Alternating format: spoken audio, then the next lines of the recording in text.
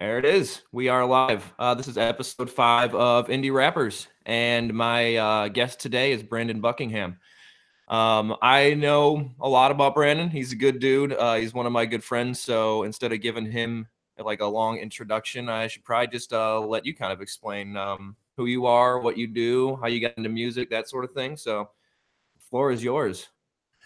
Yeah, so I'm a 23-year-old from Baltimore who's getting their master's in education. I'm trying to be an art teacher, and I was a wrestler in college, but now I'm coaching high school, and I've been into underground hip hop. I think I got into it around the time I was in like 8th grade.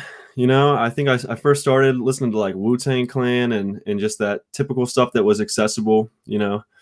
And then I started finding other music, like of course like Idea, MF Doom, Sage Francis, Blueprint, and all that.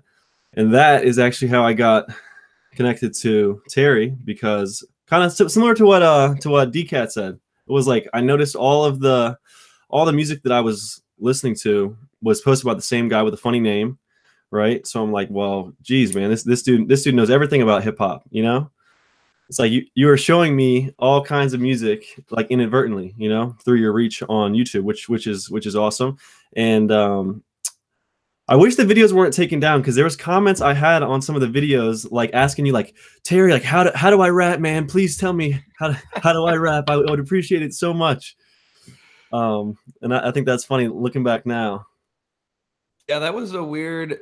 It's weird that that's how the page started, was just uploading a whole bunch of other people's music. It morphed into something entirely different. I wish the videos were still up. I got like a couple copyright claims. I forget where it came from first, but I got real close to getting the whole channel taken down. So I just decided to kind of use it to like post people's music that would send me stuff after a while. But I have so in my old email account, I've had the same email since I started the Tairy Hesticles page. And if I filter it by date, I can go back to the earliest comments and stuff, and I can see comments that were posted on videos that have since been taken down from like 2009 and 2008. I was just going down that rabbit hole a few months ago, just kind of laughing. Yeah, so I definitely I remember reaching out to you because you were one of the only people that I reached out to, because no one listened to the music in my area, right? So I remember reaching out to you before I wrote poetry in in elementary school and stuff. So I always was writing, but I didn't understand how to flow to the beat. You know what I mean? Like I didn't understand the concept of like putting words to a beat. So it'd be always like awkward and uncomfortable. So I remember reaching out to you for like advice on how to do that and everything. And then you were always like so friendly and so welcoming, and yeah, you were always just nice, man. And I I like nice people. So then I started how I started actually rapping, like how I started recording was like I would record over atmosphere songs. Like I would get the instrumental, and then I would like try to rap the lyrics to them. I remember I did that for like a bunch of the songs. Like I found the sample. You know the atmosphere song Ear Blister? Yes. I like found the sample for that and like looped it, and then like tried to rap the whole song over that. And I just do stuff like that to try to figure out how to flow. That's interesting. So like you approached it as you knew you wanted to rap but weren't sure how to do it, so you did other people's material just to like get accustomed to the actual art of rapping then. Yeah, get yeah, like the cadence and how it attaches to the beat. Yeah, because I was totally had no idea how to do it. I had no one to talk to, and it was like I'm not even just like tooting your horn or anything. Like you were one of the biggest inspirations on giving me the confidence to rap. Because like you never approached me like you were some like hot rod guy. You were just like, yeah, I'm a regular dude. I'm in the Navy. Like here's some advice. And back then, like you had a bunch of subscribers, so like in my mind, it was like you were like top notch. If you had like 10,000 subscribers, I was like, that's incredible.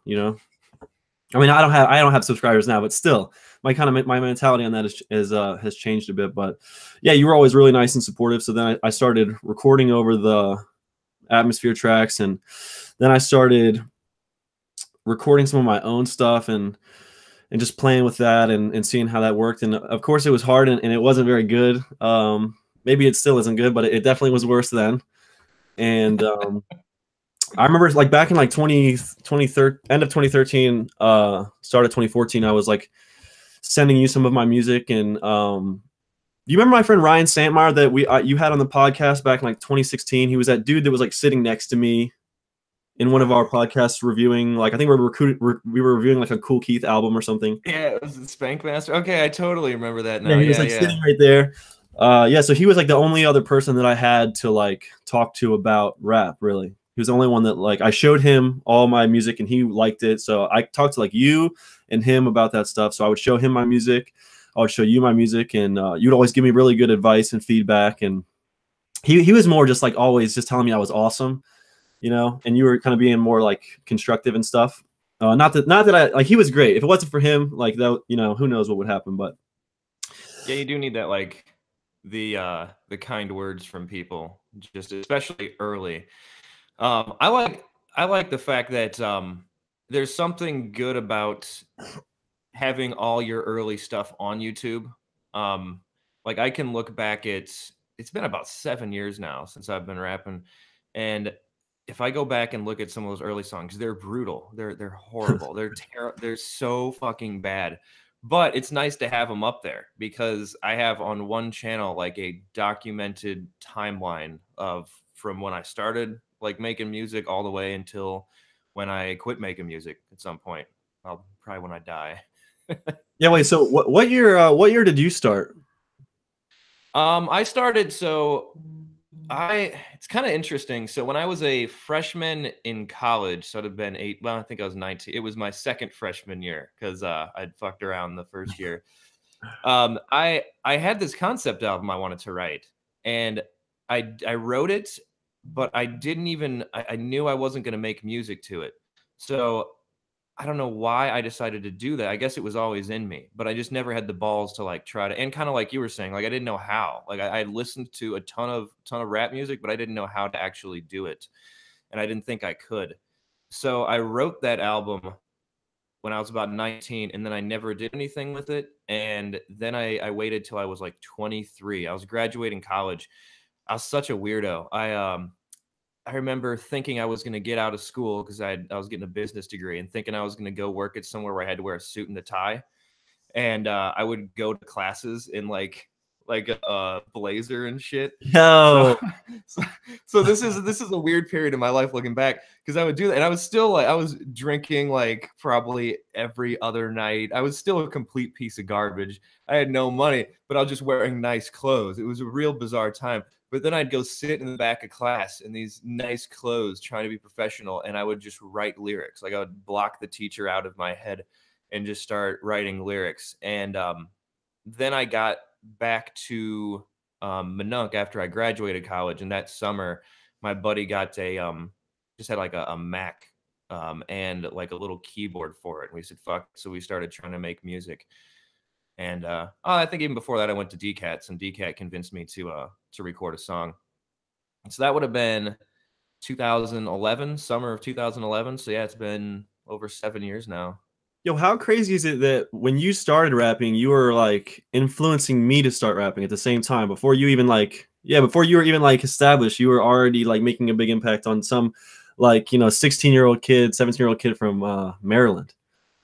It's the coolest part of it. I don't honestly, I don't care if people listen to my music. I have enough going on in my life to not need that validation from the creative side. I personally enjoy it for myself. Like the last project I put out, I felt like was the only strong one I've put out so far, and just the feeling of being like I made something good. I made a good project and it sounds good. That's good enough for me. But the influencing thing is the other side to it where I really get a lot of enjoyment. And I remember I had one on my first album, still one of the coolest things that's ever happened to me. I was printing these CDs and sending them out as a thank you to all the people who were like following the Tairy Hesticles channel at that point. And I ended up sending out like 100. I spent a lot of fucking money doing that. I would so I'd send them out. And I think I put out a video back then saying like, if you want a free album, just hit me up. You know, this is my first album. I'll send it out to you for free. And there was some kid who hit me up, and he was either like 12 or 13 from, excuse me, I want to say like Holland or something. one of the European countries, and he said he was thinking about killing himself, and like he had this fucked up backstory. Like he had some sort of like slight Asperger's or something, and his parents would beat the fuck out of him, and he was considering killing himself, and then he came across the song Kurt Cobain, which is a song all about me just killing myself. And he said for some reason, like that actually helped him out a lot, and he was feeling a lot better. I remember getting that email. I was like, what the fuck, man? This is even a dumb little album like that can really impact somebody's life. And then I caught up with him several years later. I think I only talked to him one more time, and he was doing fine. He was probably like 16 or 17 or something at that time, and he seemed to be doing all right. Yeah, that's so cool, man. I mean, that I feel like we have similar reasons to make music. Like, you know, we're not even interested in making money. Like I'm not gonna make money off music. I'm pretty much content with that. You know, like we have the same love like for the art of it. And like, I mean, at first, like I didn't even think about inspiring people or making a difference in people's lives. I don't know if you did, but like that just kind of came with it, which is just so cool that to have like an impact and affect people. Like, yeah, I think we have such similar mindsets about making music and why we make music, you know? It's pure. Like for me, there's like a pure aspect to it. Like I don't even like to bring money or any of that stuff into it. Like I spend a lot of money when I make a project, you know, just getting it out mixed and mastered, getting the artwork. I'll advertise it a little bit, but even just getting it onto the platforms that I need to, you know, that costs money. So I'll spend a lot of money. I've had a couple people throw me some money just as like a thanks, but yeah, I'm probably, for all the money I've spent on music, like probably 20 grand or something. Maybe more, probably more actually. It's worth it But though, man. Think about how much it's totally worth it. yeah, how much it's like impacted your life positively, dude. Like you know, when I first started, I was such a miserably depressed, upset person. Yeah, And yeah. no, I always drew stuff like ever since I was like in middle school. Like I have like a huge book of drawings. You know, I got my bachelor's in animation, but like I always felt like I wasn't really expressing myself. You know what I mean? And music just I helps. know exactly what you mean. Like it's like therapy, man. It's weird that you mentioned that because I was thinking that the other day. So I have this I've done so many dumb, drunken, like douchey things. Not mean or any, but like I'm weird. I'm just a weird person. I'm a very strange person. Something's a little off in my head. And I was thinking back to some of the stories from when I was younger and being like, wow, I was a complete fucking wreck. Like back in the era of when I was doing shit like wearing a blazer to school and stuff. And like I'll have these random memories pop into my head and it just of me being a complete fucking weirdo, and I'll just have to like shake him. I'm like, get out. No, we're not gonna remember that. But there was a point to bring that up. And that was, as you kind of alluded to, the not being able to express yourself and get things out. That definitely made me a weirder person when I wasn't writing my thoughts down on paper and taking like the bad feelings and the bad energy that I have and turning it into something useful and creative. When I wasn't doing that, I was a fucking train wreck, like bad. And music like helps work out those kinks a little bit. Yeah, like I look at music as like I feel like one of the strongest things you can give somebody is like an opportunity to express themselves. You know what I mean? Like that's one of the most powerful things you can do is just I probably got this from Idea. Like I love asking people like how are you doing and genuinely caring. You know, so sometimes I felt like alone. So it was kind of like like the paper was like that thing that genuinely cared. It was like it would care how I was doing in a way. Like that sounds weird, but you know what I mean? Like I could No, that's talk to it and it actually. would listen. Yeah. Yeah, and then it's a way of like getting, because it happened a lot more when I was younger. When I was early into writing, where I would write stuff and not really know what I was even saying at the time, and then like I look back in it and be like, oh, that kind of just came out like fluidly, and I didn't go in with a specific thought, because I used to write so much music. I would just grab some beers, put some headphones on, and not even have like a concept going into a song or anything. Yeah, Just, all right, well, you're a prolific let's dude. a little less now. I mean, I work way too much, and I got a bunch of other stuff going on, but I'm still pretty prolific. I put more energy. I'm spending probably just as much time making music, but I'm trying to like squeeze out the best from it instead of like because my approach to it before was I would just whatever came out, I would write it down and then I would make a song and that would be that. But as I've progressed, like as an artist, um, what I'm trying to do now is make small projects that have as little flaws as possible and have some sort of like concept, at least some sort of semblance of an album where they all sound like they should be together, like a project. So I'm more focused on like short projects and making them as flawless as possible than making songs and just putting my thoughts and stuff out there. I think you hit the nail on the head with the last album, Sun Blew Out, man. That is so good, you know. I love that shit. That's what I'm saying. Like I would be so psyched if I could come out and shoot that video for A Better Way to Live, bro. I'm definitely getting you out here. Yeah, we talked about that over text, but yeah, just let me know whenever you're free. I would love to. I've never shot a video. I take that back. I shot a couple super amateur videos like before I even joined the Navy. There's one. I'll text it to you offline. It's too cringy to put out there like this, but there's two videos of me out there, and they're super cringy. Yeah, I would love to check in just for the fun of it. I had one. I had one. So my buddy was going to this junior college. That's how long ago it was. It was literally the summer that I started rapping, and I had this song. You know, it's fine. I don't care. I'll douche myself out.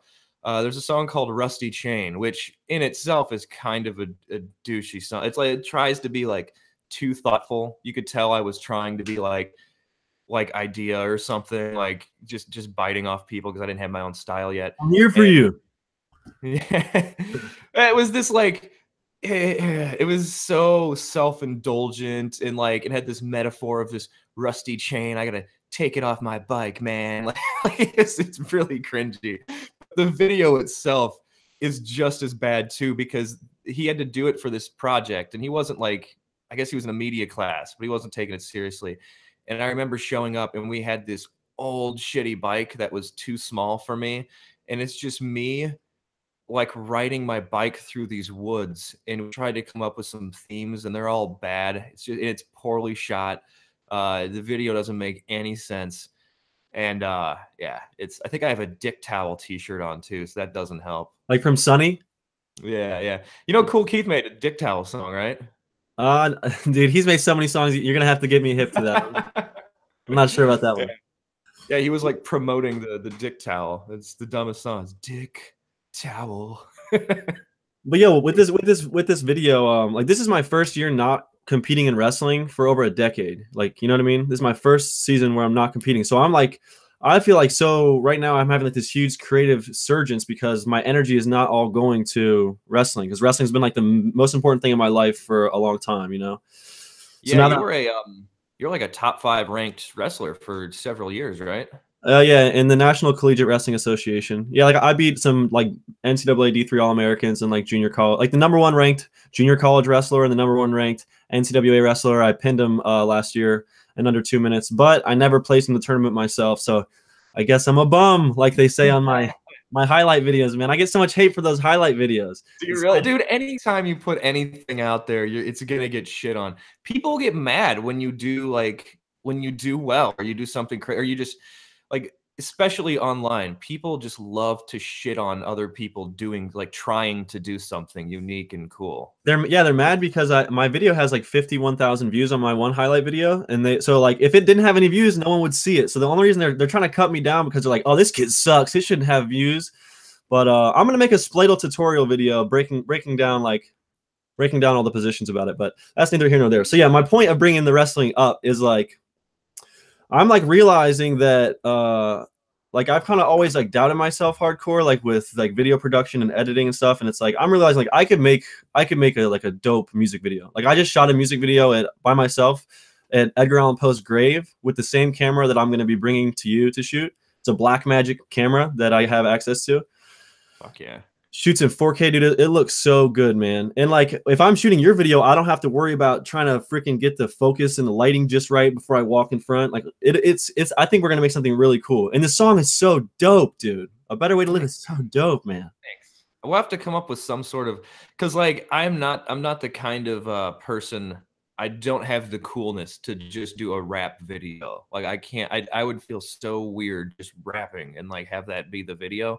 I'm not cool enough. No, I yo, am. all right. So here's something that might give you confidence. So after I shoot the video, I'm gonna render it out into JPEGs and I'm gonna animate over it. So you could be as you Oh, could be as okay, okay, that's yo, perfect. you could be as boring as you want, but like the visuals are gonna be cool. And no one's seen Tairy like do a video before. I think it's gonna be dope, man. But I'm totally open to like whatever you want, whatever you want to be in the video. Like I'm not gonna take over. I want if you don't like it, I don't like it. You know. Oh, I'm sure I like it. We'll come up with something. I like the idea of the like animating over it. That's gonna make it super cool. How far do you live from Minneapolis? Like an hour and a half. Let's do It's let's it's pretty close. We could go up to Mini. let's shoot it in Minneapolis. Like, what if we got like some fucking cool ass like areas where like Idea or Slug was around, or like the Fifth Element store, or like just some cool like location stuff. Let's do it, man. I got a buddy up there. I'm the other half of Tug Squad is Jack? he's going. Yeah, Jack lives up there, and once we finish off these 2 tracks, we're gonna shoot some videos for Tug Squad. So that'll be fun, man. That's I have never been more excited for any project I've ever made than when we're going to start shooting these videos. I don't want to give anything away too much, but just the outfits we have for these things are so ridiculous. The whole concept is so ridiculous. I can't wait to do it. It's my as much as I liked Sun Blew Out, like this one feels better to me. Yeah, It's dude, just so absurd. it's so funny. Like the production is good, and like I feel like it's free to write those lyrics is freeing because like it doesn't really matter what you write. Like I don't know, like I don't know. I feel if you wanted to do a video for that one song, like I said, and have Gene the Peen Oakland make an appearance, I'll be in, Mean bro. Gene Oakland. Yeah, Mean Gene. Mean Gene. I thought it was Gene the Peen Oakland. All right, Mean Gene Oakland.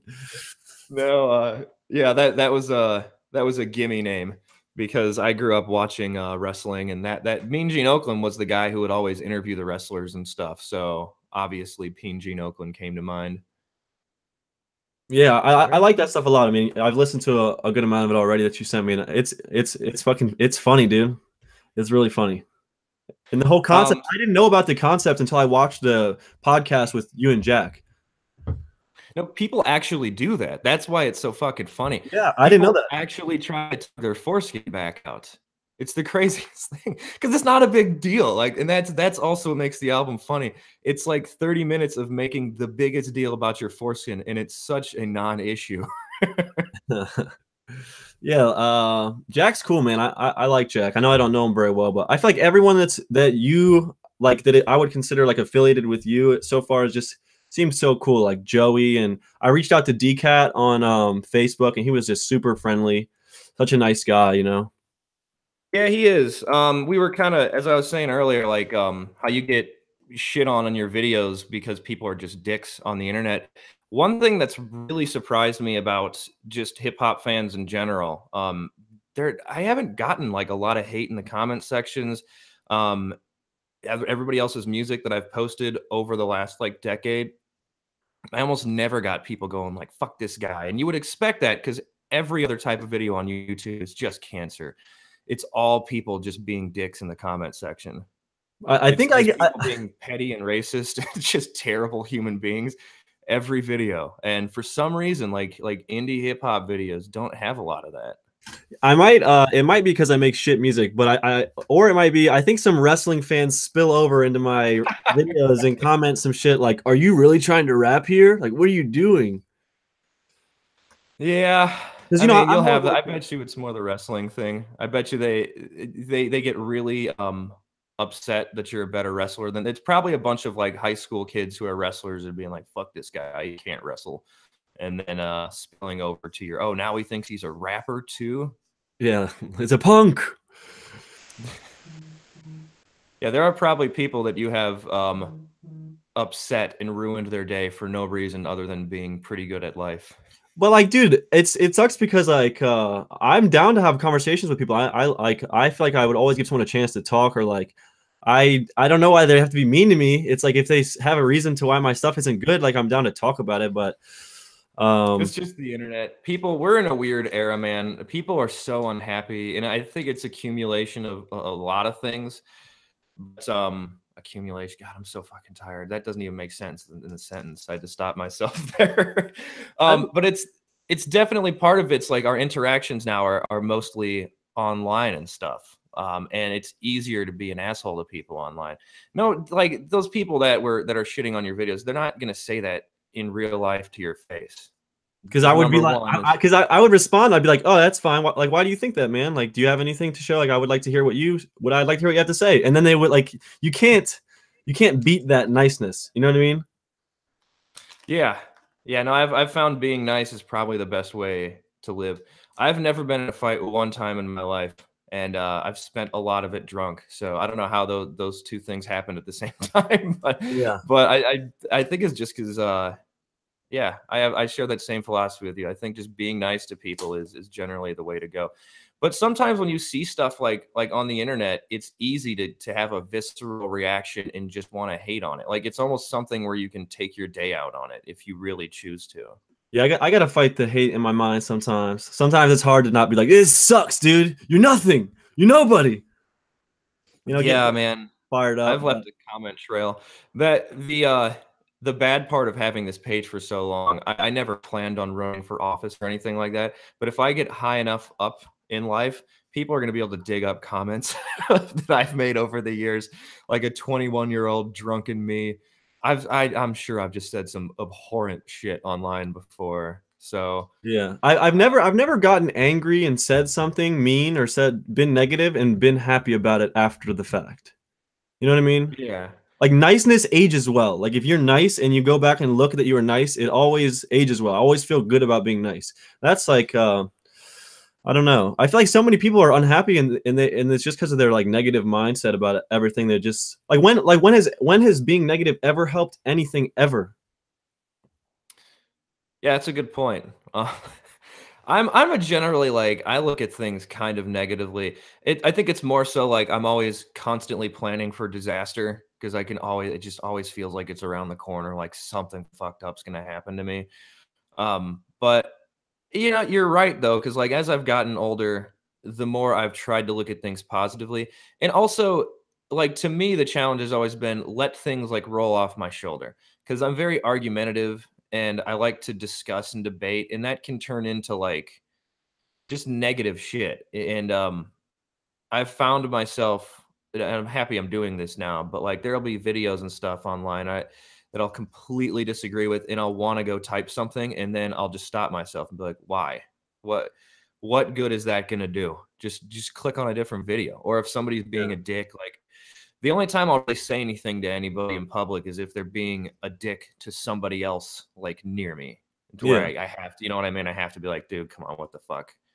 Yeah, that But that makes me think, yo, since I'm getting my master's in education at UMBC in Maryland. Obviously, it's a very like liberal area, and I'm not into politics, and this is gonna be short. We're not gonna delve into this, but it is insane, dude. What they want me to teach the kids about the world, about how awful the world is and how racist it is, and it's like I'm thinking like if it is that bad, like we need to take out the people who are doing bad stuff, but like you can't just have this horrible mindset about everything. You know what I mean? Like, so exactly. my doctor told me I wasn't going to wrestle again. Like I'm not supposed to wrestle anymore. I've had 4 knee surgeries. I'm not supposed to wrestle again. I think I'm going to wrestle again because if I don't and I feel negative about it, what good is that going to do? Like, Exactly. Yeah. Well, also things can be bad and you don't have to like dwell on them. That's one thing I don't get, like what you're saying, and this isn't even into the political realm, but it does seem like when people are upset about something now, and it tends to be a lot of times politics now, it's people like to dwell on it and constantly just talk about it. It's like how does it not make more sense for you to accept that it's that it is that way, that something is shitty in your life that very well could be out of your control, know that that's a fact, and then go, all right, well, let's try to be positive and change it rather than just argue about it and be upset about it. yeah, like they're not doing anything good. Like I understand it's not like you should just be complacent and be like all this bad stuff's happening, I should be happy.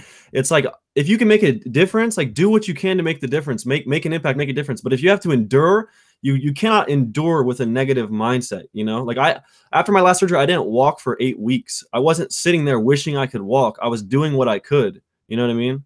I Mhm. had to endure. So I don't know, but they don't get that in the education department at UMBC, man. They don't like me. They think I'm a racist.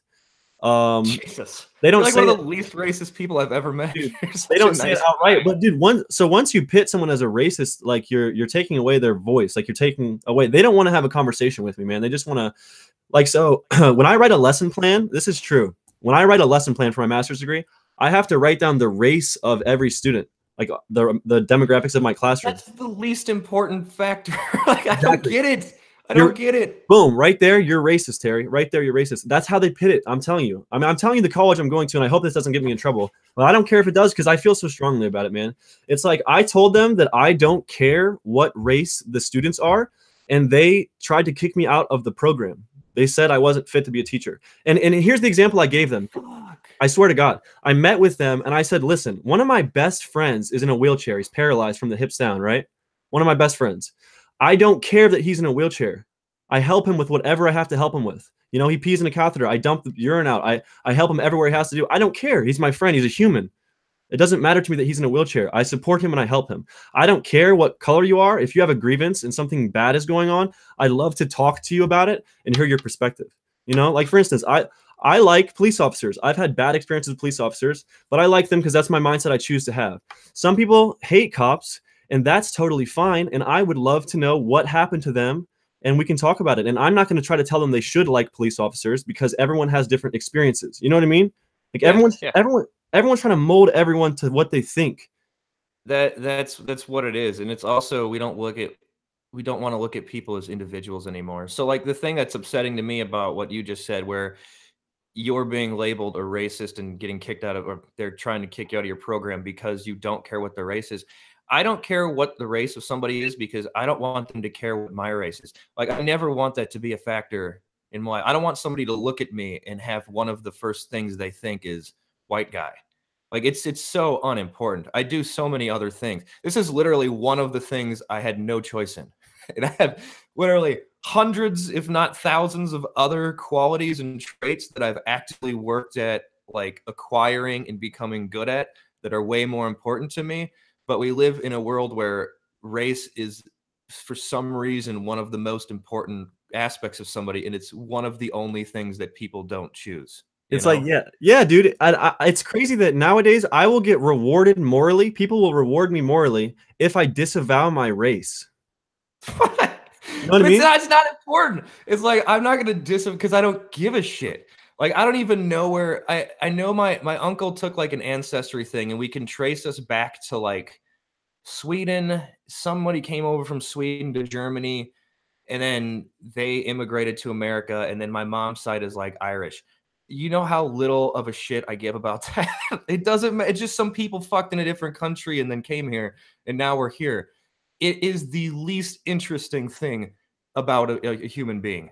Yeah, yeah, and that's something that's great about hip hop is like the hip hop we like. I feel like is accepting. Like you know, when back when MF Doom was Zev Love X, he has a Yeah. line in KMD that's like something like skin tone, is it a defect of birth or more an example of the richness of earth? You know what I mean? Like it's cool that we're all different colors, man. Everyone should be proud of who they are. No one should feel bad about who they are, you know?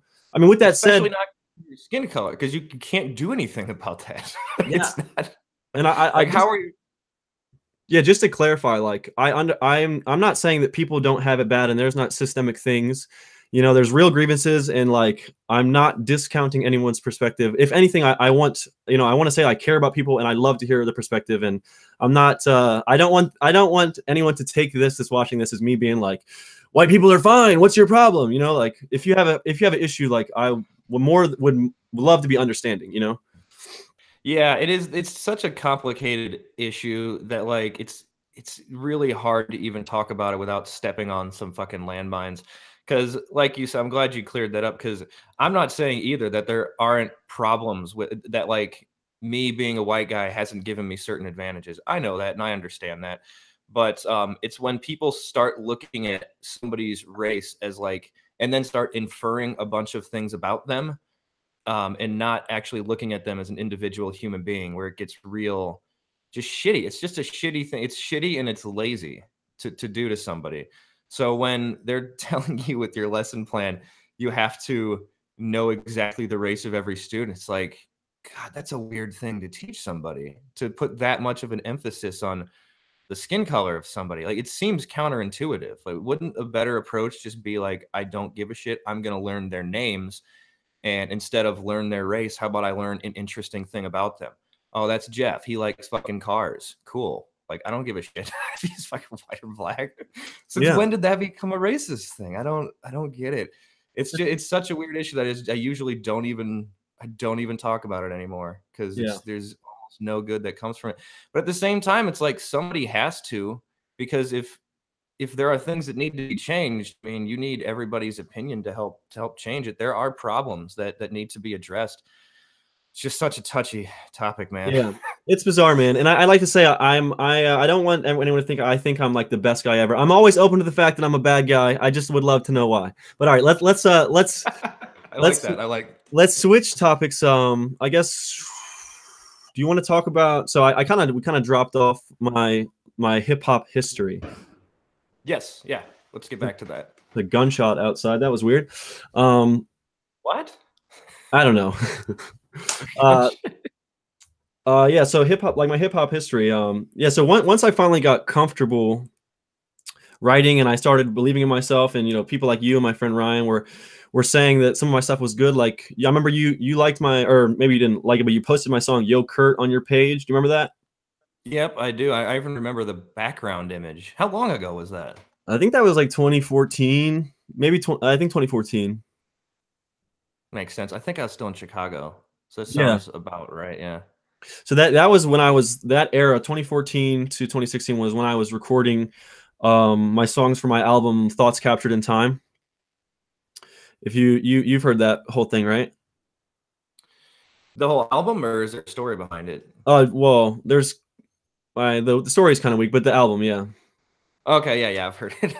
Yeah, so I mean, the story behind the album was I was just writing songs with just expressing myself, and then I had written like 100 songs, and I picked my favorite ones that were under 80 minutes so I could burn a CD, and then I made the album, and yeah, and I really like it. But the backstory behind the title of it is from, have you heard Blueprint's album Respect the Architect? This is an admission that I never wanted to have to make, but no.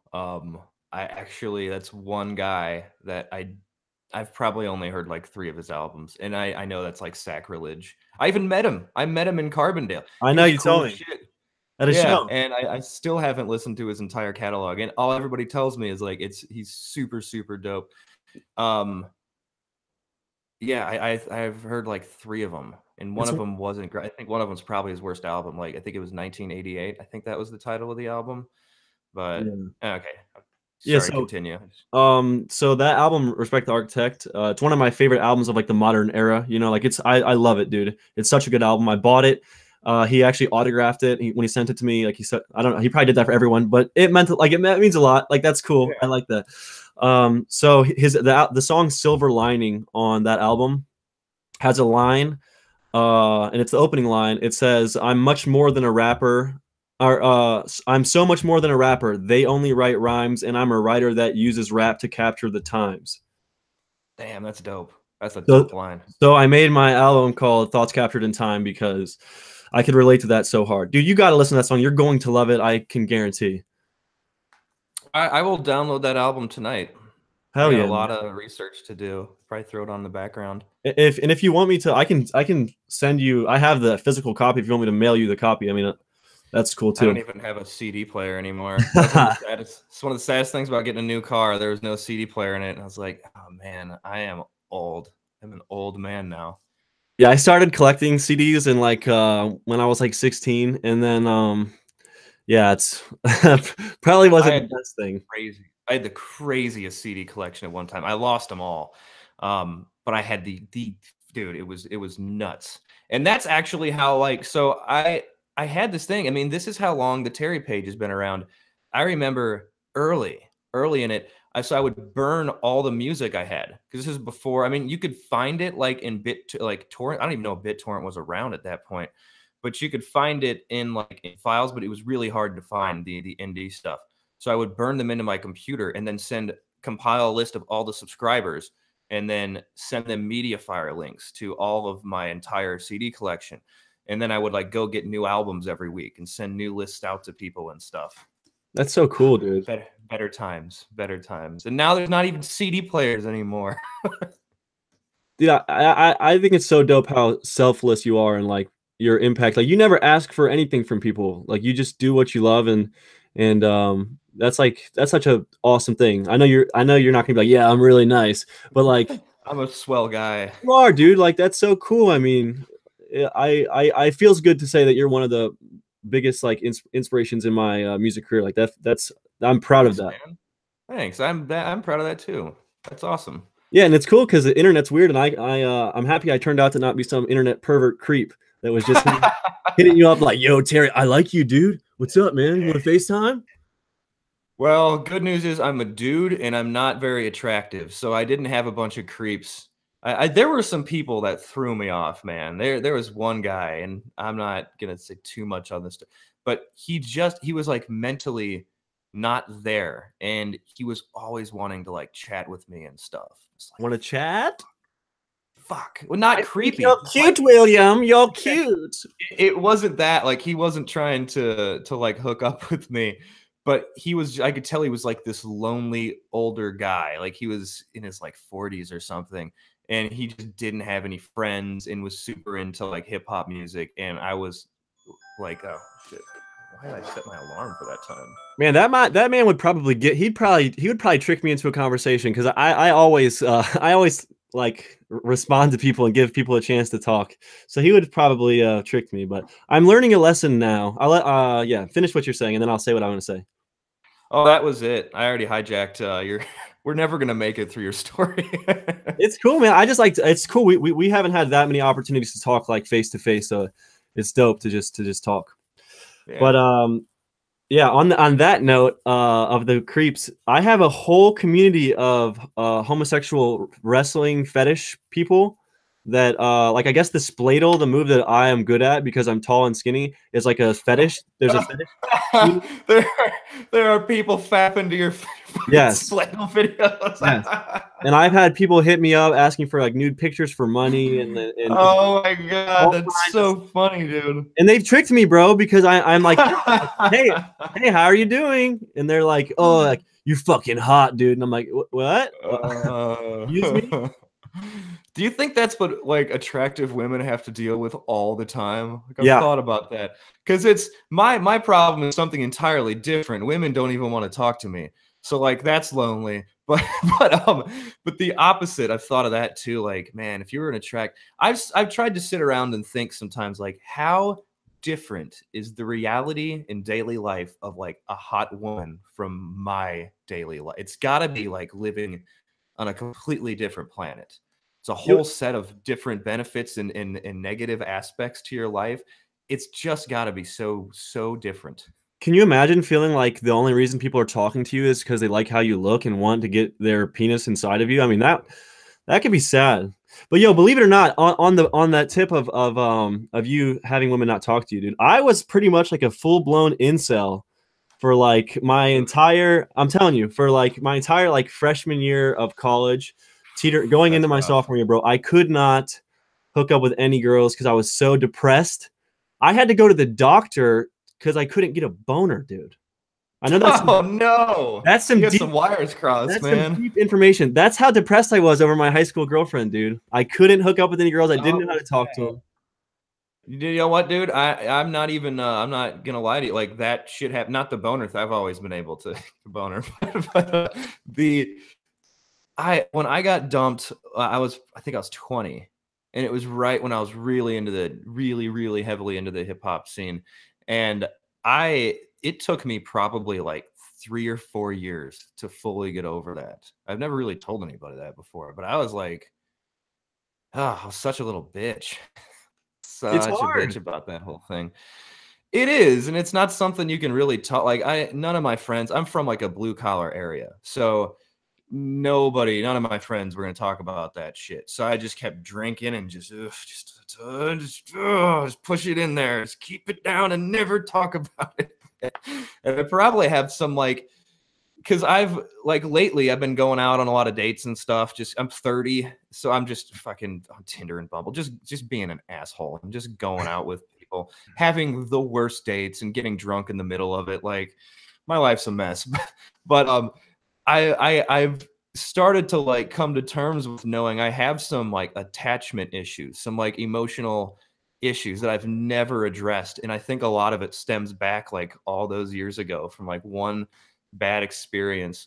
Cause like I'll start to have move towards like a relationship thing a couple times. It's happened with somebody I like, and then I'm bail. I bail at one point, like I'll just freak out and be like, nope, nope, bailing, pull the rip cord. This isn't gonna work out. I'm Yeah. a weirdo, dude. No, dude. I mean, I relate to that hardcore. Like, I relate to that hardcore. I dated a girl who I was like pretty much in love with, like all throughout high school. We dated from my sophomore year to my senior year, and she moved away. Like, we didn't even break up. She moved away, and I was under the impression we were going to continue a relationship. And then she just joined a sorority and started ignoring me, essentially. You know, and it like crushed my soul, dude. I was so like, if you talk to my freshman year roommate, he was like, "Yeah, dude, you were like pathetic, just laying in bed all day." I was so sad. And it like there's a silver lining to everything, because I really don't think if I never went through that breakup and I never got that depressed, one, I would never have developed the positive mindset that I have today, and two, I never would have made music, because I wouldn't have been so desperate to express myself. Yeah, no, that's 100% what happened to me as well. And a story I like to remember when life gets really, really tough. Um, so that same girl that I was talking about, and it's such a silly story because even when you explain it, like I feel like a douchebag when I explain like how broken up I was over it. But I was basically doing the same thing you were doing for like 2 months, and then my buddy was like, you need to trust. But there's a payoff at the story. It's a little long, but it's a beautiful story. So Dude, tell me anything ever. it I'm was fucking listening.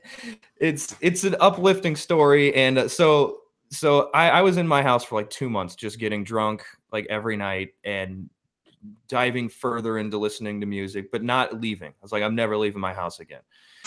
Oh, you're fine, man.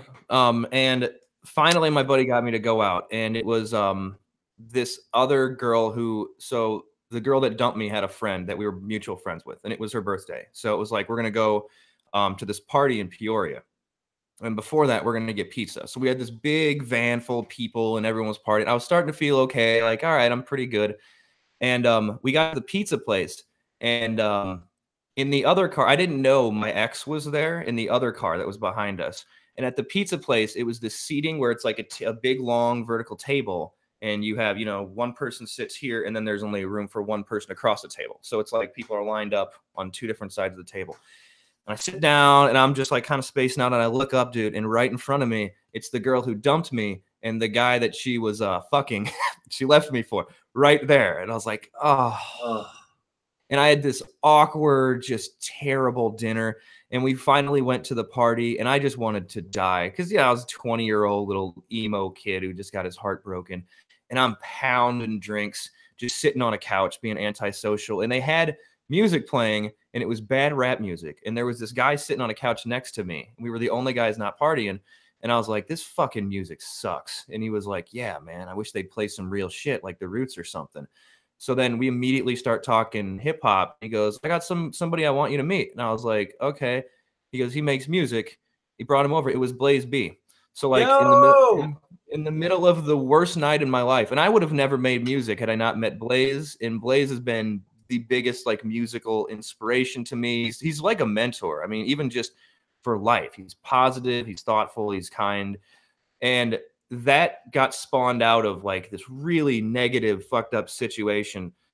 And in the worst, like lowest I'd ever felt, I ended up making one of my best friends, which spawned into me making music and making all these new connections. So it's this weird, like, even as a metaphor, it works. It's like something died, like a part of my life felt like it died. And then what happened was it spawned off all these more meaningful relationships that have lasted, ever since. So I try to keep that in mind when like life feels really low and I feel like it's pointless. I go, well, yeah, man, remember like when you were feeling like you had the worst day of your life, and then you met somebody who introduced you into hip hop, which is now the most important thing in your life. Yeah, keep your head up, dude. It's gonna be all right. again, it's cheesy, like, but things happen for a reason. Like, I love the law of attraction and just the power that gives you if you believe in it. You know, like, if you were never that sad, never at that party, you never meet Blaze, who I would love to meet, by the way. Blaze, if you're watching, what's up? But He'll be on the show at some point soon. I'm definitely looking forward to that. But yeah, that's so cool, man. That is so cool. Yes. Oh, shit, I got to grab my charger. I'm down to 5%. Give me 1 second. I'll be right All back. right.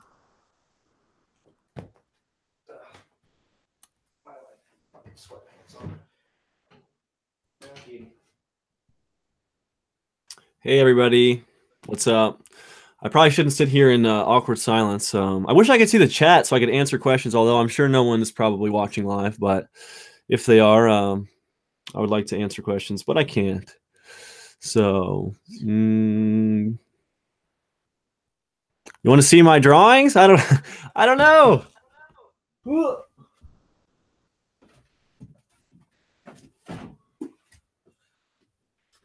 I got a whole book of drawings in there that I have kept since I was 12 years old. It's just filled with drawings. I didn't know what to do while you were gone, Terry, so I got out my drawing book and I was going to show them drawings. There's a shrimp. Who likes shrimp? There's a shrimp and a pineapple. All kinds of stuff. There's my album cover. Thoughts Captured in Time. I have the track list in here. Whoop. All right, but you're back. Yeah, sorry, I had to grab my. I didn't realize my battery was that low. It's all good. Splitting up the conversation, apparently. But yeah, man, there's I don't know. There's something beautiful about just music in general and its ability to like bring people together. Even shitty music, people will go to see Kenny Chesney and have a good time. Like even Kenny Chesney is bringing people together. You know? Yeah. And that's one of the reasons I'm torn with, like, I don't want to make money and all that, but like I have nobody to talk to about this stuff. Like I have nobody. Like still, it's just like you and my friend Ryan, and there's this kid named Sam who I now talk to. But it's like I wish I could talk to more people about it because I love it so much. Like that's what's cool about wrestling. There's a whole wrestling community. I'm really involved in the Maryland wrestling community, but like the hip hop community, man, I don't have anyone to talk to. I don't have anyone to show my music to. Like, kind of stinks. Kind of seems like it's dying off too. Like, I don't know. I don't see a lot of younger people getting into like good hip hop, and the ones that do, like something that's happened too. Like whereas indie hip hop people who liked that growing up around our age, or well, you're a lot younger than me, but it seems like now the indie-ish thing to like in hip hop is just golden era 90s rap, which is awesome music, don't get me wrong, but like that's become the almost like underground thing to like because it's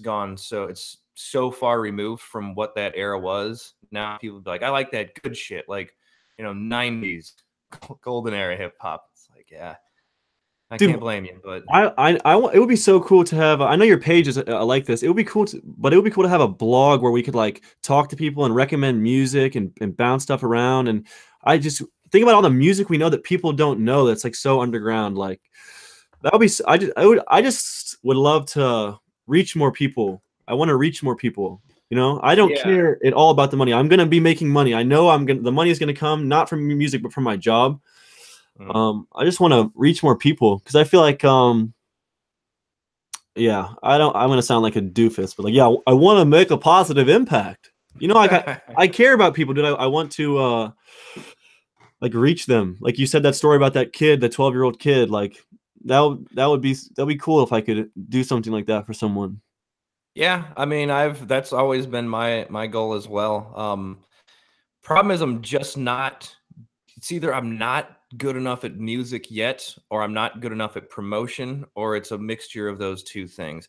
I figure if I keep trucking along and every album I make is better than the last album, at some point people are going to be forced to pay attention. You know, I'm never going to have like a big marketing scheme behind me. I'm never going to have tattoos on my face or fucking rainbow hair or like any of the shit that draws people's eyes in now. I'm just going to be a regular ass dude.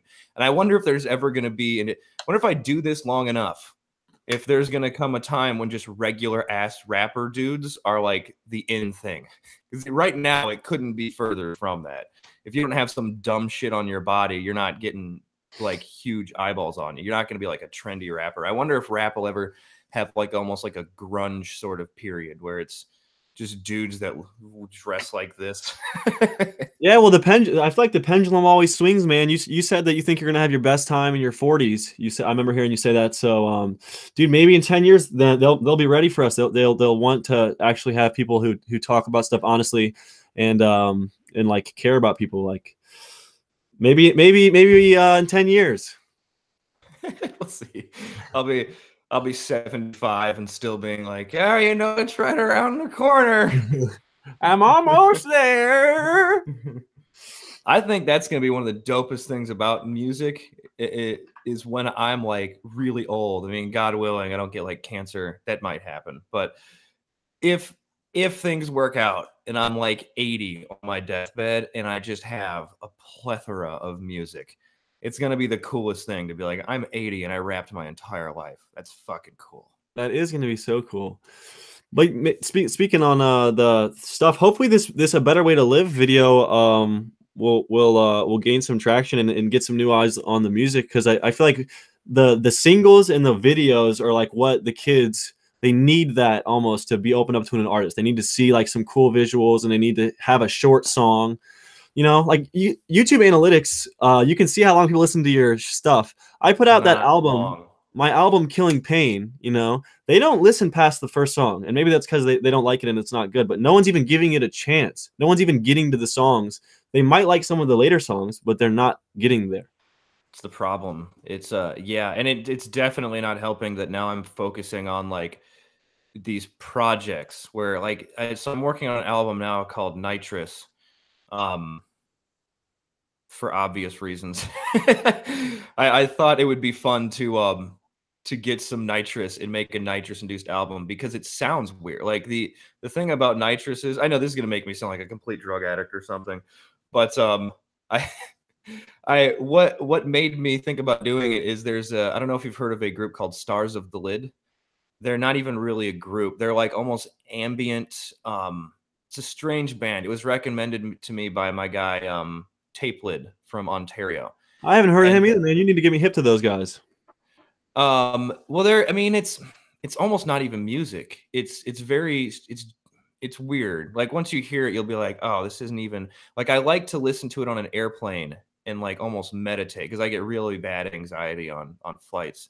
So when I go on a flight, I'll listen to it and like I don't know. But point being, they made this album called Music for Nitrous, and the thing about nitrous is it has these weird like it's like an audio sort of drug where the audio gets heightened and on top of it there's this faint almost like wobbling sound in the background. It's very strange. So I thought like what if I can make an album that like encapsulates that feeling. So what I've done with this album is I've taken sounds that they've recorded from like the like outside the earth and then like near Saturn and stuff. They can encode those waves and like put, I don't know how they do it, but they capture the waves from like satellites and stuff that were out there, and then you can loop it back through an audio and get to like hear what the waves sound like in the out in the universe. And oddly enough, they sound like what it sounds like to be on nitrous. It's this weird like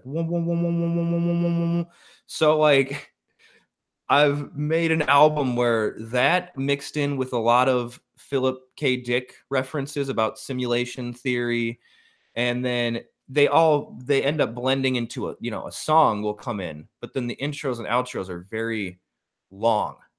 But the reason I explained all that was because, as you said, like to get noticed, you kind of need like a single. It needs to be quick, snappy.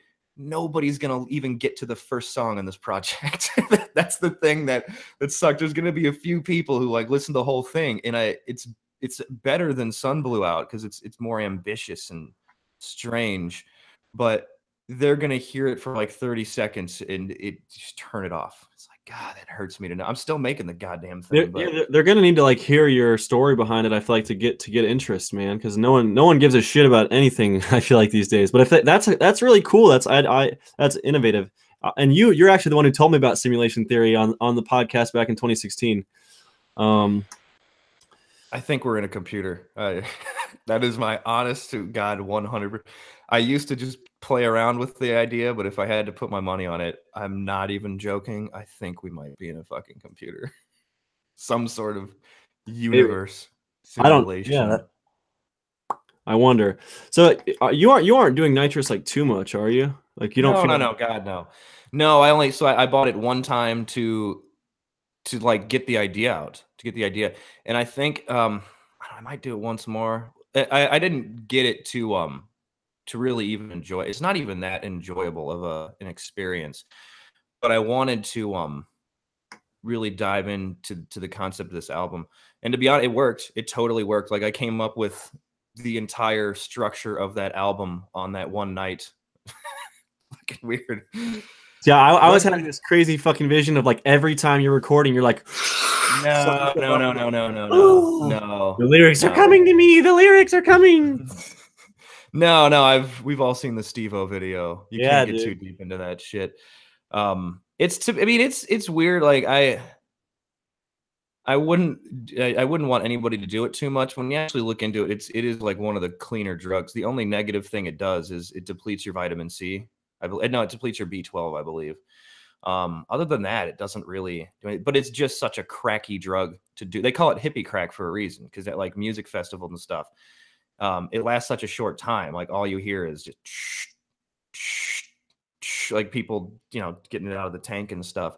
And people would just sit there like for like 12 hours, just huffing nitrous. It's a gross thing to witness, people doing Yeah. that. Well, yeah, I'm happy you're not doing it too much because, like I've told you my situation growing up with like drugs and stuff. Like, I'm always worried about people developing like drug problems. You know. Yeah, no, and especially me, like I have a very addictive personality. Same. I've always drank too much. Yeah, I'll figure that out one of these days. Not today, but I'll figure that out one of these days. I actually don't. I'm not really into drugs, to be honest. I'm a boozer, but I don't even really like weed that much. It makes me uncomfortable and anxious. But like, I've done a lot of drugs. I've just never gotten too deep into any of them because they're not that enjoyable to me. The one that gets me is actually alcohol is probably the worst drug if you think about it, but it's legal and it's there. Yeah, It's it's available. socially acceptable. Now that's a perfect segue, I guess, into the next part of my career or whatever the heck you want to call it. So, after Thoughts Captured in Time was finished, I released it on my birthday, 2016. And that summer we did like those 3 or 4 podcasts together, or whatever. And I don't know if you remember, like I wasn't making any music at that time. I didn't make not a single song in 2017 or the second half of 2016. Hmm. I made no music. I was writing. You say why? Yeah, yeah. Any reason behind it? I met my girlfriend Sophia, and she kind of like took me out of that like that dark place I was in, and then I just was Mm. like I was just living my life, man. I was focused on wrestling, focused on coming back from my knee surgery, just living my life, trying to get my degree, and I had writer's block. You know, I had writer's block, and I couldn't write the kind of songs I was writing before. Like I was like, I've done this. This is played out. Like I can't just keep doing this. You know, no one cared about my music, and I was getting a little negative. Like I suck. You know, whatever. You know, just letting that shit get to me. But at the same time, I was also happier than I had ever been. So that was making it harder to make the kind of music I was making. And yeah, so 2018 came, and I guess I should start with my. Have I told you my like background with drugs? No, I don't think so. So I had a crazy experience with drugs. I started smoking weed when I was 12 years old, um, drinking and all that. By the time I was finishing 8th grade, I had done you know, I done all kinds of drugs, man. Like I was heavy. My parents got divorced when I was in 7th grade. My brother went to the Air Force. My childhood dog died. It was like a bad year. I started doing a bunch of drugs, getting in trouble. I got 4 alcohol citations before the age of 16. I was fucking drunk. I was on Impressive. drugs. I was being a shithead. I was robbing people. I was a bad Oh person. my God. I would go That's so car. weird knowing you now. Like that's so weird to know. People don't believe me, man. But anyone from my high school, anyone from my area, they know about it. So yeah, I was in a bad place and I was doing bad things. And I finished my freshman year of high school with a 1.8 GPA. Like I was fucking up in all aspects of my life. And my house ended up getting raided for heroin.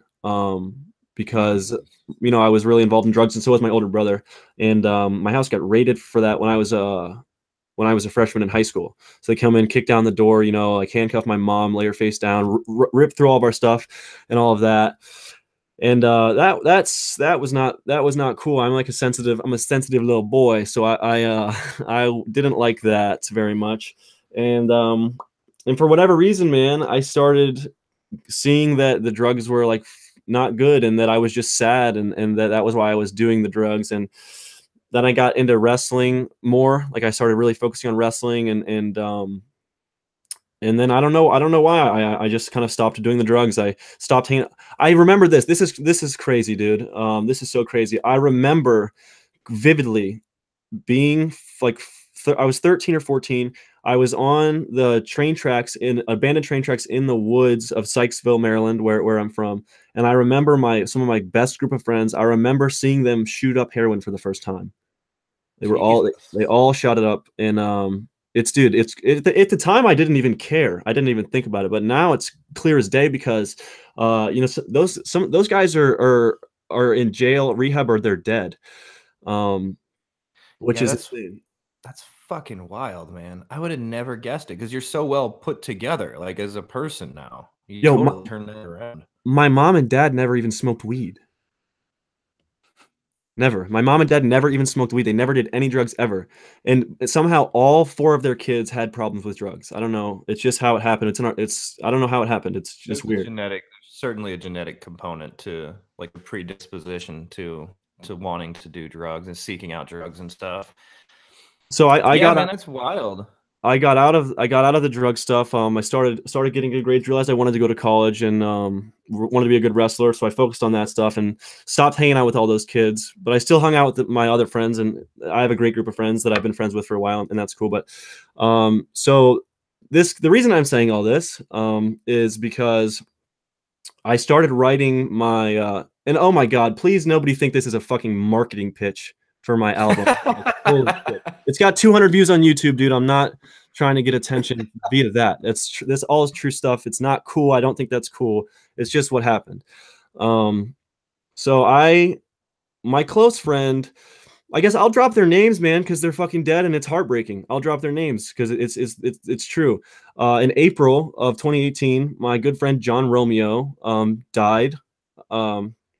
Maybe he was 24 years old, drug related. Maybe not. I don't know if that was announced. Maybe it wasn't drug related, but he died when he was 24 years old, and that got me started.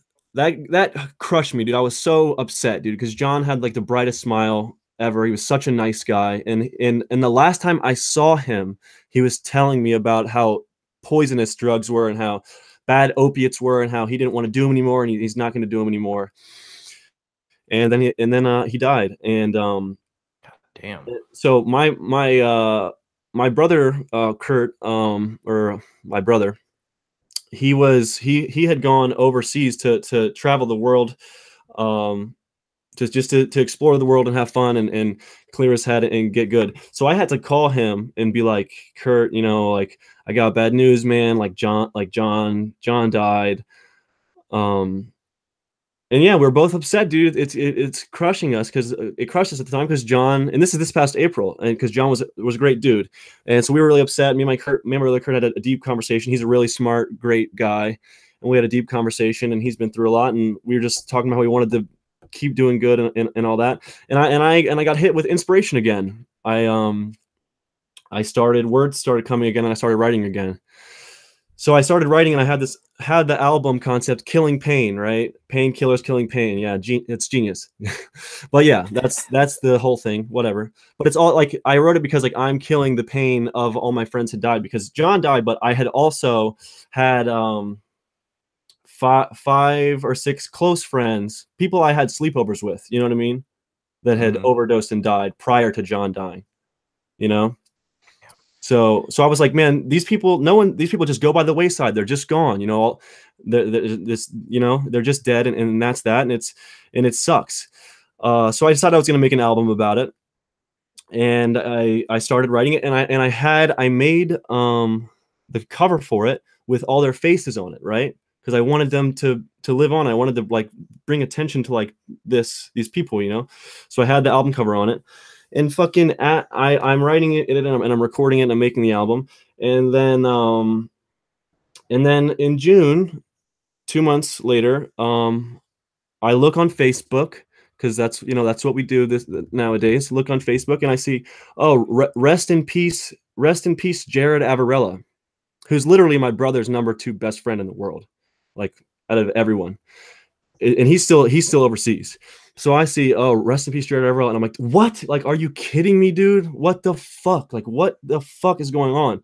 And I'm scrolling, and I see the same night, I see another thing that says, rest in peace, Joey DeLauder, who's a kid, a really close friend. I wrestled with him, you know, or like really, like, dude, I love these people. It's the same night. Drugs? Yeah, drugs. Yeah, drugs.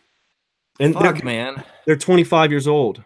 They're both 25 years old. So now two more people are dead, and I'm distraught, dude. And it's devastating, which is like, that's good. It's like, it's good for the art and making music, but it's like, it's fucking sucks, dude. They're young, you know, they're young, and there's not, I don't even see any news articles about it. They're just dead. They're just gone, you know. And I found out on fucking Facebook.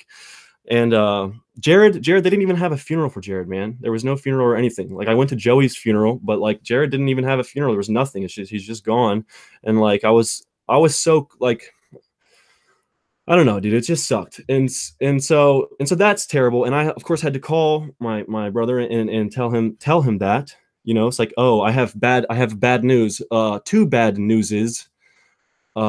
So, you know, Jared and Joey, you know, bing bing, and like, you know, he's closer friends with them than I am. So you know, it's just terrible. But dude, that's not even the end of it, man. So I get home and I have to put 2 more friends' faces on this album, you know. I have to put 2 more of my friends on this album, their faces. And that doesn't feel good at all, you know. It feels like shit. So then flash forward to July, where my friend, well, I'm gonna shut the door really quick. Okay. I didn't know any of this shit. Yeah, dude. Flash forward to July.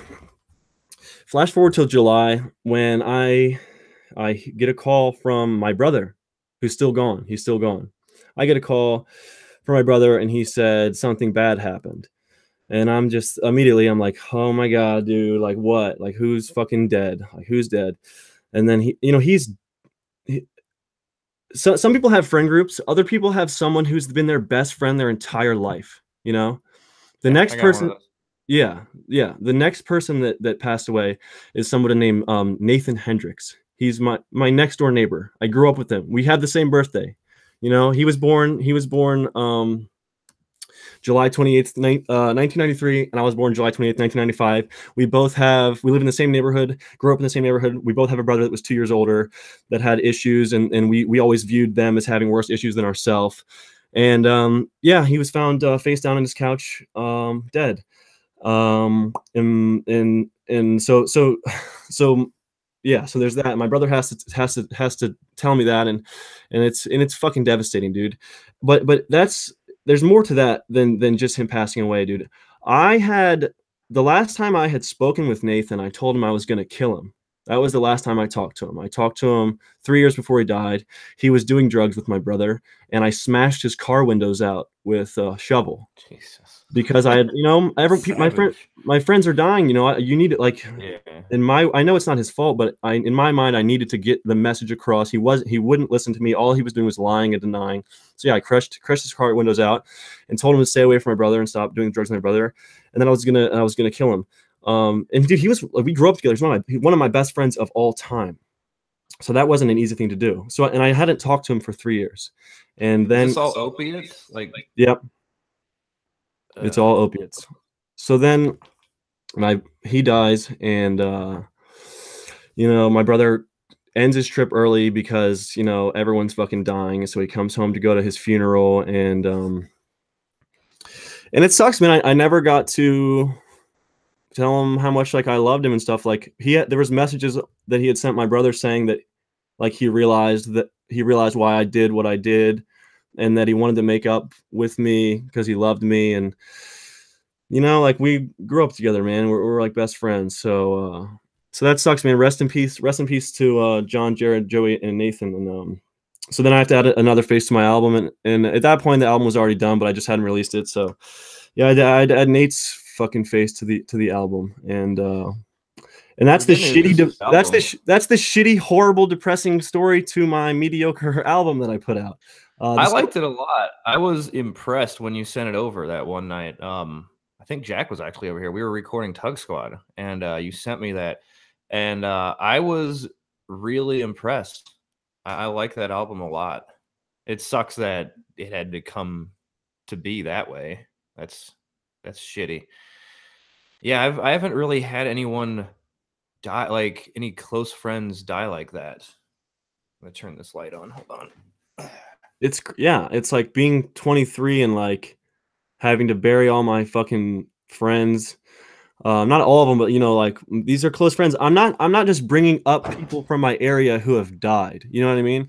If I was bringing up people from my high school and my surrounding area that have died, dozens, dude, dozens. These are people I've had sleepovers with. These are, they're my close friends. This is who these people are. They're not just some kids that I knew.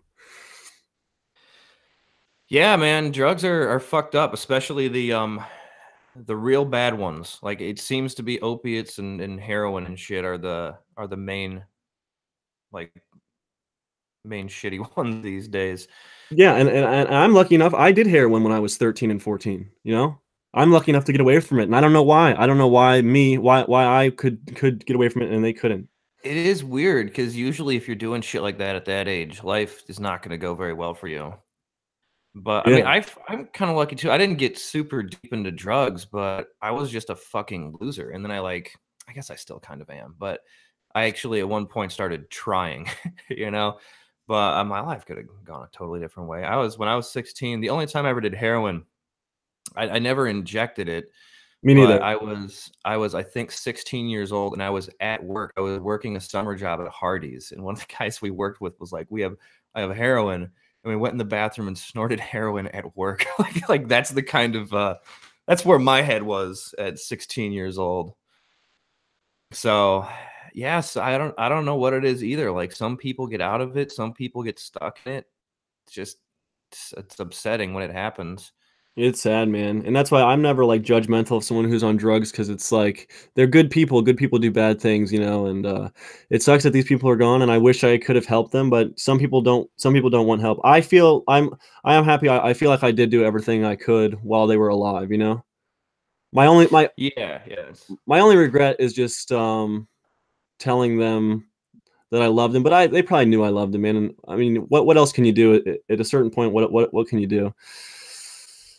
At least you did all you could do. I have one thing that haunts me to this day. There was this guy I didn't know him very well, but he was a cool guy. And sometimes I'll see his comments on some of my older videos. It's like, oh, that's right. It's that guy.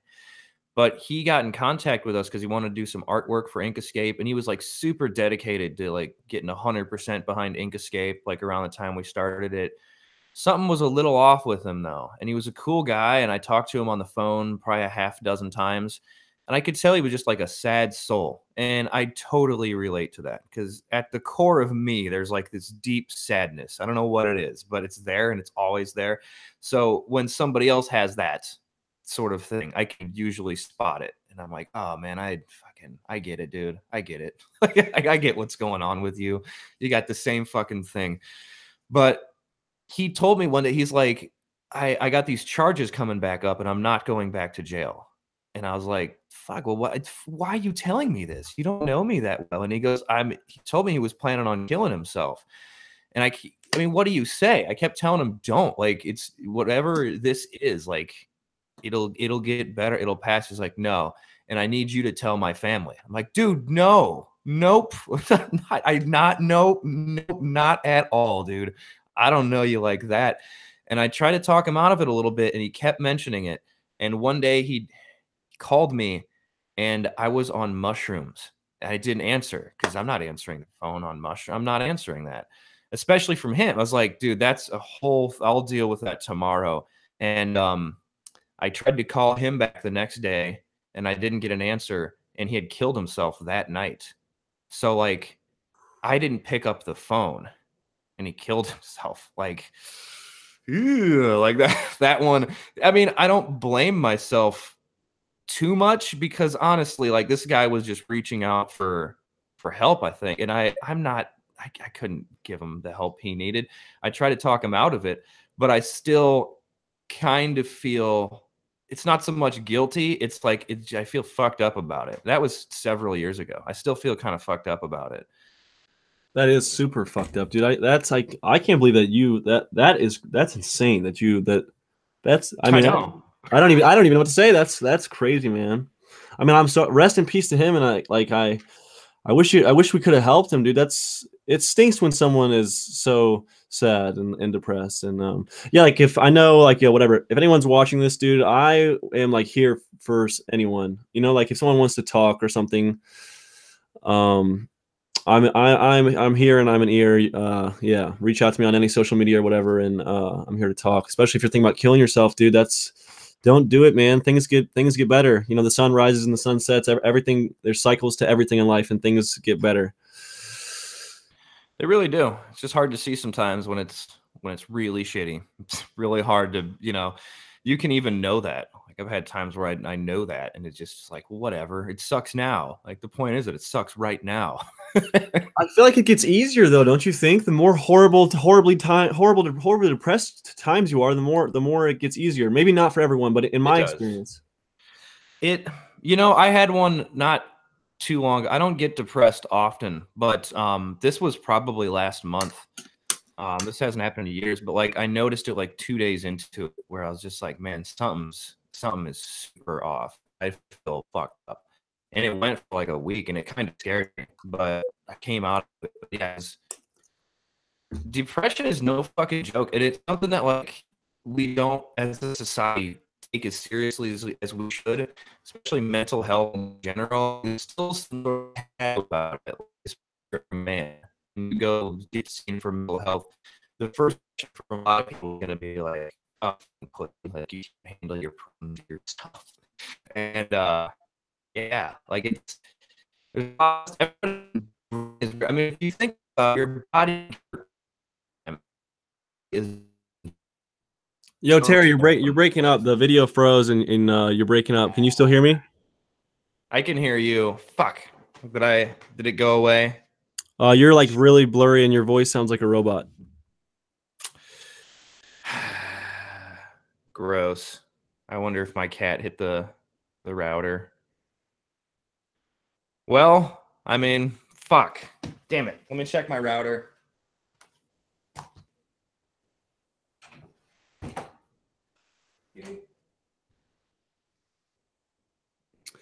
All right, well, I guess I'm here alone again.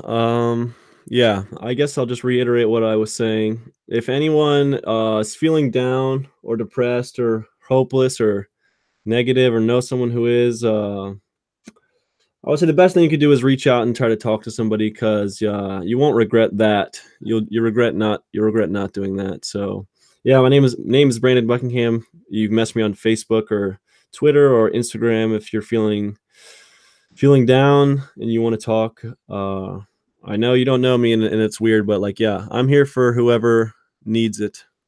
I think that might have done it. You Can look you hear better. me? Yeah. I think it's less Okay. blurry. I think my cat. All right. Is it better now? Yeah, it's better. I think my cat like hit my router or something. She's done that before. Um. Yeah. Sorry about that. That sucks. So yeah, you were saying that like last month you were going through some stuff. I guess just pick up on that. I was just saying. So like, I forget what I was tying it into mental health somehow. But yeah, like I got super depressed last month, like for like a whole week, like scared the shit out of me because like I didn't notice it until a couple days into it, where I was like, man, something's really off right now. And I think the point that I was making with that something of so we just don't take mental health as seriously as we should, like as a culture, because I mean, if you think about it, your body gets hurt all the time, and all your body is like muscles and bones and shit. Your brain is so much more complex. There's a lot of stuff going on up there, and at least from where I'm from, like my background, if somebody went to go see the doctor for like mental health stuff, it was definitely frowned on, almost like you're pussy, like you can't take care, you can't deal with your problems yourself. You got to go see a doctor about it. But yeah, there's a lot of people who I think don't go to the doctor because there's a stigma about it. I don't. I probably should at some point in my life. I'm not going to. but but it's if it was a little more open, I think you'd see probably less, maybe some less drug usage. People would feel better probably. I don't know what my point with all that was, but yeah, depression's no joke, man. It's no joke. And I think a lot of people are depressed and they just deal with it because they think that's how it's supposed to feel all the time. Yeah, I like how you said like compared it to your body because yeah, if you're feeling bad physically, your knee hurts. You know, you're not gonna you're gonna walk less. You know, I don't know what you do if you're emotionally upset. I maybe just rest or talk to someone, reach out to someone, like express yourself, because it doesn't get better by doing nothing. Things don't just. I mean, Sure doesn't. you got to do something, man. And that's maybe right. Like express, just get your thoughts on a pad because something that I've loved about music is when I get sad and I listen to my own music, I can relate to myself. You know what Yeah, I mean? yeah, It's like I've been there, yeah. I I've liked. been there before. Yeah, yeah. Music definitely helps. Well, we're coming near the end of where we should sort of cut this off. It's been fun. Let's get to so what are you working on right now? I know you sent me some stuff that I really liked. Sent me 3 songs and a video, which I haven't watched the video yet. I couldn't watch it at work, and then I forgot to watch it. But I liked the song so far. Are you working on a new project that you'll be putting out anytime in the near future? Yes, so I don't know. I have no idea when it's gonna be when I'll be finished it. Because I don't really put timelines on that. But yeah, it's I'm working on a album or a EP or I don't know what a thing called "Caught in the Doldrums." Because like yeah, I just released Killing Pain in on my birthday of this year, so like I'm still dealing with some of those thoughts and yeah, so you know, it's called "Caught in the Doldrums" because that's so how I'm feeling sometimes. I feel good, things are good, but yeah, I'm working on that thing called "Caught in the Doldrums." I have a bunch of songs recorded for it. I don't know how many of those are going to be on it. I don't know. I'm currently working on. So yeah, I'm animating over that. The video I sent you is called "Loser." It's from Killing Pain. I feel really good about that. It's my first time animating over video. It's so dope. It takes every second of animation is 30 frames, so it takes a long Jesus. time, but it's really cool and fun, the final product. So I'm finishing that, and then I already have completely shot a video for my song "Clueless." You heard that one? Yes. It's Did you recognize the beat? No. Should I It's have?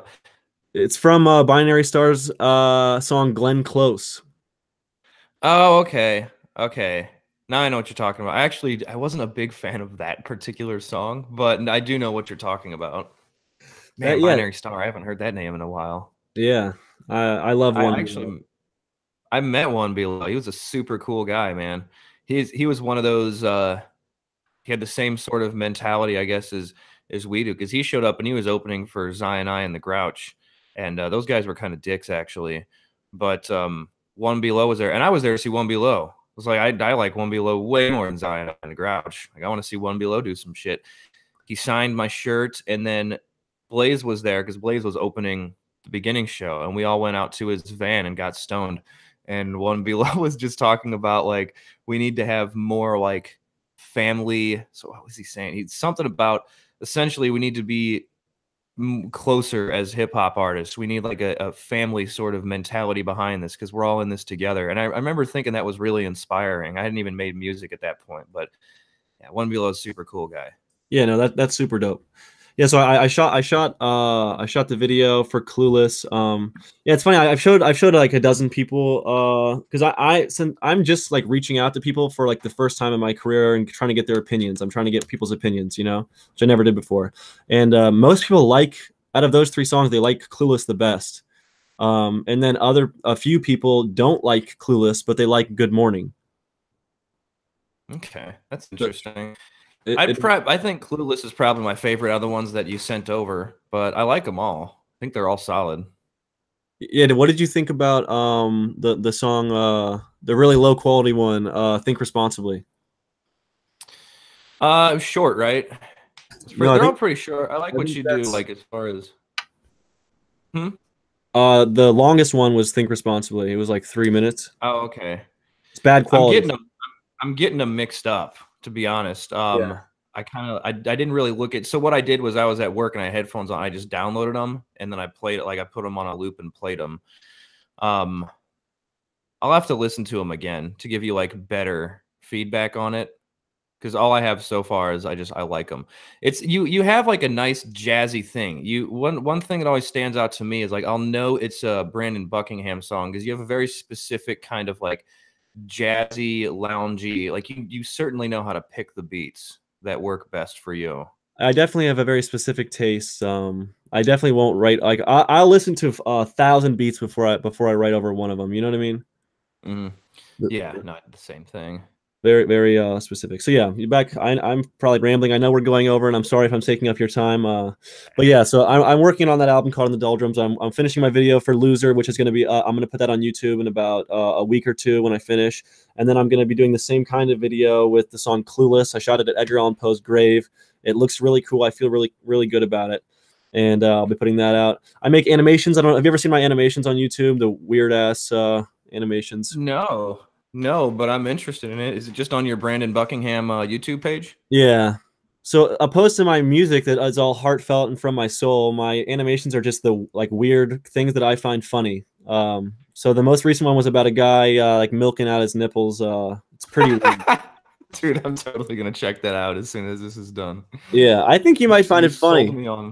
You sold me on milk nipples. I had you at milk. Yeah. So if you know, I'm talking too much, and we can end it. We can end it now if you want. But I'd like to say one thing. Do you know who Psychic Pebbles is? No. Well, he's this really, really cool animator. He did the arrow to the knee animation, if you remember that back in. Oh my god, yeah, that was huge. I sent him my animations, and he sent back like this super long night, or not super long, but like this, like like 7-sentence, really nice, heart, like kind thing, saying I was really talented and I need to keep it up and reach out to him at any time. Dude, that's sick. Yeah, so that was just awesome. And I had finished my most recent animation months ago, but I showed it to my classmates and got negative feedback, so I didn't put it out.